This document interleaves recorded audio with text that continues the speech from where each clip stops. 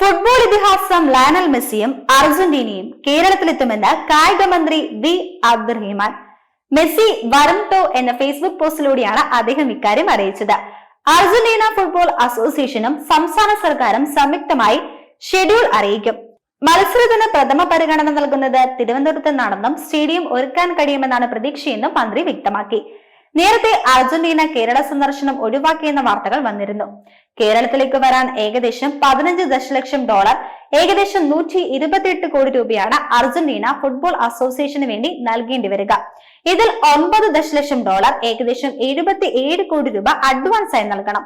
ഇത് അടയ്ക്കേണ്ട കാലാവധി കഴിഞ്ഞതോടെയാണ് അർജന്റീന ടീം എത്തില്ലെന്ന റിപ്പോർട്ട് പുറത്തു വന്നത്. കഴിഞ്ഞ വർഷം ഡിസംബർ 24-നാണ് കരാറായത്. 3 മാസമോ 45 ദിവസമോ ആയിരുന്നു അഡ്വാൻസ് തുക അടയ്ക്കേണ്ട കാലാവധി. കരാർ നിലനിൽക്കുന്നുണ്ടെന്നും തുകയടയ്ക്കാൻ വൈകിയാൽ പെനാൽറ്റി നൽകി പ്രശ്നം പരിഹരിക്കാൻ സാധിക്കുമെന്നും സർക്കാർ വൃത്തങ്ങൾ വ്യക്തമാക്കിയിരുന്നു.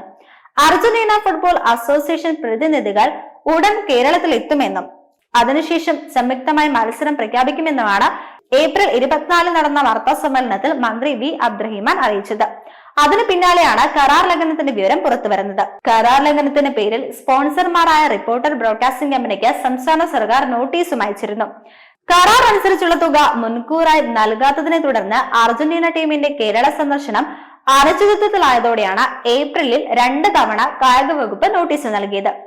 അതേസമയം മെസ്സിയുടെ കേരള സന്ദർശനം നിലമ്പൂർ ഉപതെരഞ്ഞെടുപ്പിൽ ഇടത് സ്ഥാനാർത്ഥിക്ക് ഗുണം ചെയ്യുമെന്നാണ് സോഷ്യൽ മീഡിയയുടെ വിലയിരുത്തൽ.